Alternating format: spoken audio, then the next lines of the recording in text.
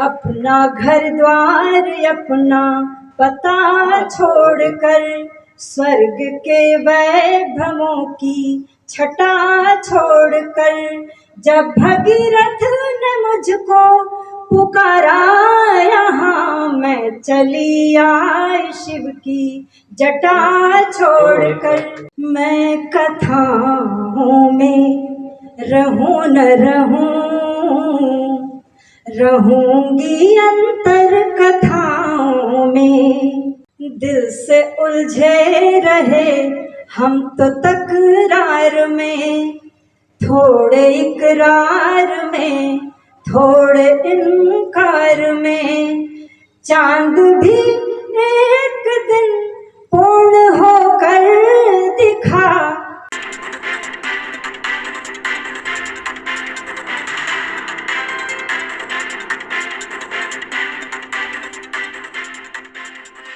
चार पंक्तियों के साथ रश्मि शाक्या के लिए कि इसका मन है मंदिर से आंगन सा साफ सुथरा, इसका मन है मंदिर के आंगन सा साफ सुथरा, और बोल ऐसे जैसे कोई बांसुरी बजाए, है एक गीत गंगा और एक गीत यमुना, जिसे देखना हो संगम जरा तालियां बजाए, इसे देखना।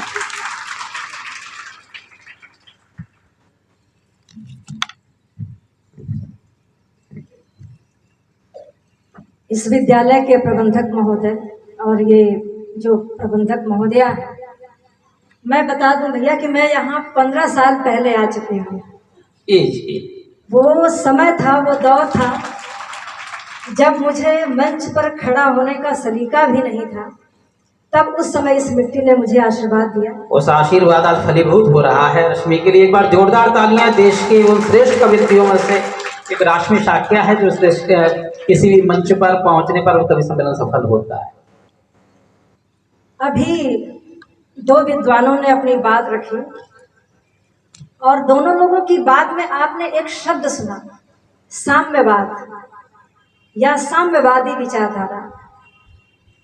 दो शब्द हैं, समता और समानता, इक्वलिटी और इक्विटी।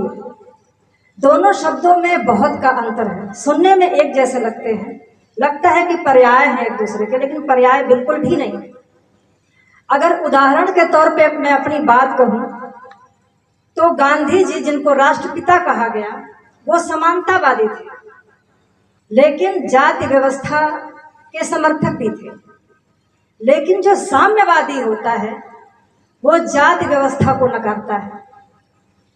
तो सबसे मूल अंतर समता और समानता में यह है, ऐसे व्यक्ति जिन्होंने सिर्फ वर्ग जाति के आधार पर ही नहीं बल्कि लिंग के आधार पर, स्त्री पुरुष के आधार पर भी साम्यता समता की बात की, ऐसे मनीषा व्यक्तित्व थे राहुल सांकृत्यायन।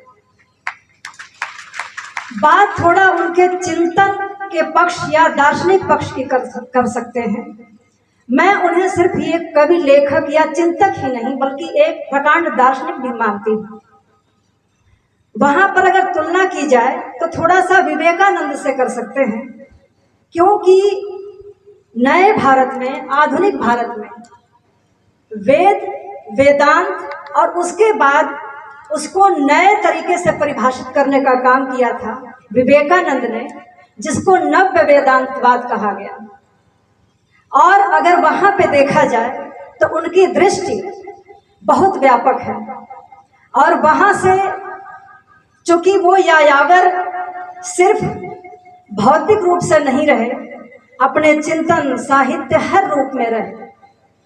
तो जहां उन्होंने अपनी यात्रा वेदांत से शुरू की और आकर के साम्यता पर आकर के ठहरती है, और जो कि सारे विश्व के लिए आज हम औपनिवेशिकवाद तमाम चीज़ों में उलझे हुए हैं, और ऐसे में उनके विचारों की, उनके चिंतन की हम सभी को ज़रूरत है। जहाँ पर आपने बात खत्म की थी, मैं वहीं से शुरू करती हूँ। आज अंतर्राष्ट्रीय बालिका दिवस है, बेटियाँ बैठी हैं और आदरणीय सभी विदुषी लोग यहाँ बैठी हुई हैं। जब भी संचालन कर रही थी, मुझे उनका नाम नहीं पता, मैं उन्हें बधाई देती हूँ कि बहुत सुंदर शब्दों में उन्होंने अपना संचालन किया।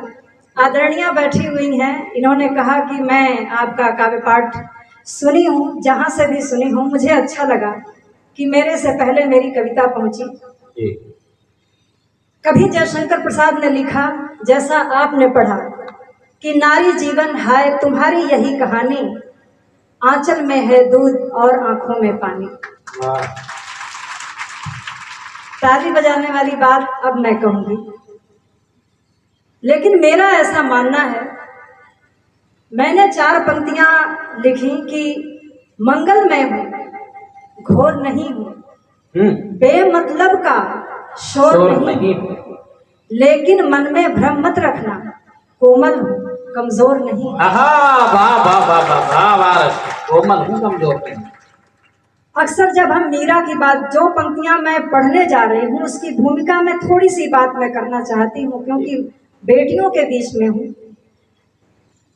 हम सब सुनते हैं, तमाम बड़े बड़े आज फेमिनिज्म की बात हो रही है, लेकिन मैं इसकी शुरुआत माँ सीता से मानती हूँ।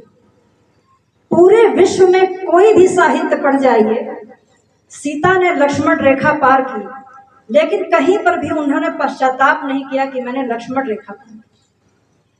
मीराबाई, जिस समय हमारे देश में पर्दा प्रथा, सती प्रथा चरम पर थी, सती होने से उन्होंने इनकार कर दिया, बाहर निकली। वर्ण व्यवस्था जिस समय चरम पर थी, गुरु अपना रैदास को मानती है। लक्ष्मीबाई अंग्रेजों से तो बाद में लड़ी, पहले घर के अंग्रेजों से लड़ना था। उनकी खुद की सास, आसपास के लोग, सभी लोग कहे कि एक स्त्री पति के मरने के बाद एक सफेद साड़ी में इसे काशी जाना चाहिए, और उन्होंने राजसी वस्त्र में तलवार उठाई। तो ये है स्त्रीवाद। और उसी क्रम में मैंने एक खंड काव्य लिखा सावित्रीबाई फुले पर। आज यहाँ बेटियां बैठी हैं, मैं इस मंच पे हूँ तो जिनकी वजह से हूँ वो है क्रांति ज्योति सावित्रीबाई फुले। इन सभी नारियों की स्मृति को प्रणाम करते हुए ये 4 पंक्तियां पढ़ती हूँ, सुनिएगा। मैं कथाओं में रहूं न रहूंगी अंतर कथाओं में, उत्सवों का गान तुम रख लो, मैं मुखर होंगी व्यथाओं में। और ये 2 पंक्तियां आप बेटियों को समर्पित कर रही हूँ, सुनिएगा। नदी की उद्दाम लहरें हूँ, रास्ता देंगी शिलाएं भी, नदी की उद्दाम लहरें हूँ, रास्ता देंगी शिलाएं भी, रूढ़ियां मैं तोड़ने वाली, ढूंढना तुम मत प्रथाओं में, रूढ़ियां मैं तोड़ने वाली, ढूंढना तुम मत प्रथाओं में। बहुत अच्छा लगा कि बेटियों को ये समझ आ गया कि नहीं, ये पूरी बात अब कही जा चुकी है। 4 पंक्तियां आप सबके लिए और पढ़ती हूँ, एक स्त्री को कैसा होना चाहिए, सुनिएगा। भला क्यों नायिका कंचन सरीखी कामिनी सी हो, भला क्यों नायिका कंचन सरीखी कामिनी सी हो, प्रखर रवि सी न हो, क्यों चंदनिया यामिनी सी हो, सफलता और संघर्षों की क्यों न राजमहिषी हो, सफलता और संघर्षों की क्यों न राजमहिषी हो, भला कब तक तुम्हारी वह महज अनुगामिनी सी हो, भला कब तक तुम्हारी वह महज अनुगामिनी सी हो। गंगा के तट से आई हूँ, गंगा में और स्त्री जो जीवन है, उन दोनों की विडंबना एक जैसी है। और मैं 4 पंक्तियां पढ़ती हूँ। दरअसल बच्चियों के बीच में और विद्यालय में जब हम कार्यक्रम में पढ़ते हैं और किसी और कार्यक्रम में पढ़ते हैं, दोनों में बहुत का अंतर होता है। वहाँ सोचना पड़ता है, आप जैसे प्रबुद्ध लोग बैठे हैं, बच्चियां बैठी हैं, तो क्या पढ़ें। मैं नारी जीवन की विडंबना और गंगा की विडंबना दोनों को एक साथ जोड़ते हुए 4 पंक्तियां पढ़ रही हूँ। मंच का भी आशीर्वाद चाहूंगी, सुनिएगा। अपना घर द्वार अपना पता छोड़कर, अपना घर द्वार अपना पता छोड़कर, स्वर्ग के वैभवों की छटा छोड़कर, अपना घर द्वार अपना पता छोड़कर, स्वर्ग के वैभवों की छटा छोड़कर, जब भगीरथ ने मुझको पुकारा यहाँ, जब भगीरथ ने मुझको पुकारा यहाँ, मैं चली आई शिव की जटा छोड़कर। वाह वाह वाह वाह वाह वाह वाह वाह, मैं चली शिव की जटा। वाह, आप सब एक बार सारे लोग एक साथ ताली बजाकर आशीर्वाद दें ताकि मैं आगे की स्वागत। अपना घर द्वार अपना पता छोड़कर, स्वर्ग के वैभवों की छटा छोड़कर, जब भगीरथ ने मुझको पुकारा यहाँ, मैं चली आई शिव की जटा छोड़कर।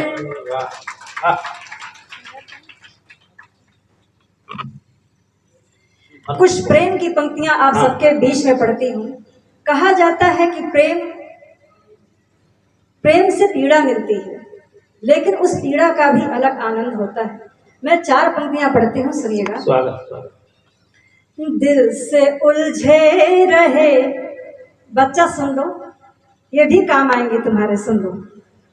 दिल से उलझे रहे हम तो तकरार में, थोड़े इकरार में थोड़े इनकार में, चांद भी एक दिन पूर्ण होकर दिखा, चांद भी एक दिन पूर्ण होकर दिखा, हम अधूरे रहे बस तेरे प्यार में, हम अधूरे रहे बस तेरे प्यार में।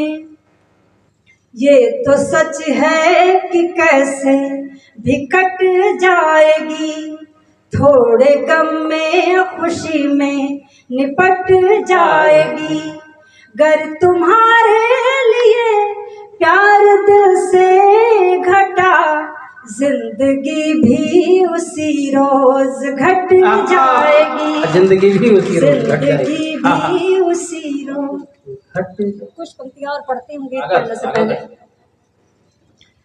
जरा रख दो न अपने पाँव मेरे दिल के जीने पर, जरा रख दो न अपने पाँव मेरे दिल के जीने पर, प्रणय के गीत मैं रच लूं भोजपत्रों के सीने पर, अभी रुकना हृदय की वीथिका में फिर चले जाना, जरा रुकना हृदय की वीथिका में फिर चले जाना, कोई वादा मेरा लेकर, कोई वादा मुझे देकर, आधा ले तब ये दे।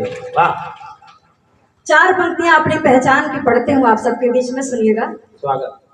जमाने भर के दीवाने सभी दिलबर नहीं होते, जमाने भर के दीवाने सभी दिलबर नहीं होते, जो मेरे साथ चलते हैं सभी रहबर नहीं होते, जमाने भर के दीवाने सभी दिलबर नहीं होते, जो मेरे साथ चलते हैं सभी रहबर नहीं होते, समंदर की जो गहराई से मैं घबरा गई होती, तो जो गौहर है मेरे पास वो गौहर नहीं होता। वाह वाह वाह वाह वाह वाह। बच्चियों, गौहर का अर्थ होता है मोती। समंदर की जो गहराई से मैं घबरा गई होती, तो जो गौहर है मेरे पास वो गौहर नहीं होते। और कुछ पंक्तियां और आपके बीच में पढ़ती हूँ। स्वागत स्वागत। सबके जीवन में कोई ना कोई ऐसा शख्स जरूर होता है। आप सबके जीवन के उस शख्स के हवाले से 4 पंक्तियां पढ़ती हूँ, सुनिएगा। थोड़ा सागर थोड़ा दरिया करना है, इस दुनिया को इश्क का मिसरा करना है। थोड़ा सागर थोड़ा दरिया करना है, इस दुनिया को इश्क का मिसरा करना है। बहुत शिकायत करनी है मिलकर उससे, बहुत शिकायत करनी है मिलकर उससे, उसके गले से लगकर झगड़ा करना है, उसके गले से लगकर झगड़ा करना है। जो लोग आगे बैठे हैं वो भी ताली बजा सकते हैं। दुनिया के किसी ग्रंथ में नहीं लिखा है कि कहीं भी श्रोता की श्रेणी में बैठे हुए सबसे अग्र पंक्ति में बैठे हुए लोग ताली नहीं बजा सकते। मैं एक बार आग्रह कर रही हूँ कि आगे के लोग ताली बजाकर मुझे आदेशित करें कि मैं गीत पढ़ूं। स्वागत स्वागत। गीत की फरमाइश सभी की। जैसा आज का मौसम है उसी के हिसाब से मैं गीत पढ़ती हूँ। नवगीत है ये, आप सबके बीच में पढ़ रही हूँ। स्वागत। गुलमोहर कचनार लहके मेरा आंगन द्वार महके, गुलमोहर कचनार लहके मेरा आंगन द्वार महके, एक आहट भी सुने तो दिल कितनी बार धड़के, गुलमोहर कचनार लहके। अच्छा, बच्चों को पता है कि पंक्ति कहाँ खत्म हो रही है और कहाँ ताली बजानी है। ये राहुल जी की धरती के बच्चे हैं। बिल्कुल। मन अभी अटका हुआ है याद की उन डालियों पर, मन अभी अटका हुआ है याद की उन डालियों पर, उसके अधरों की तपिश है कान की इन बालियों पर, भीगा भीगा तन हुआ पर मन के है अरमान दह के, गुलमोहर कचनार लहके मेरा आंगन द्वार महके। प्यार का मौसम सुहाना एक दस्तक दे गया है, मुग्ध फूलों के अधर से आभ्रमर रस ले गया है, मन चली धरती हुई है 16 श्रृंगार करके, मन चली धरती हुई है 16 श्रृंगार करके, गुलमोहर कचनार लहके मेरा आंगन द्वार महके। बच्चों, वाकई आप लोग धन्यवाद के पात्र हैं। और गीत का आखिरी बंद पढ़ रही हूँ, मंच का ध्यान चाहूंगी। स्वागत। लिख रही है बादलों को एक मयूरी प्रेम पाती, लिख रही है बादलों को एक मयूरी प्रेम पाती, दिल अकेला ढूंढता है मीत मन का एक साथी, चाहती हूँ उसको पाना सब उसी पर हार करके, गुलमोहर कचनार लहके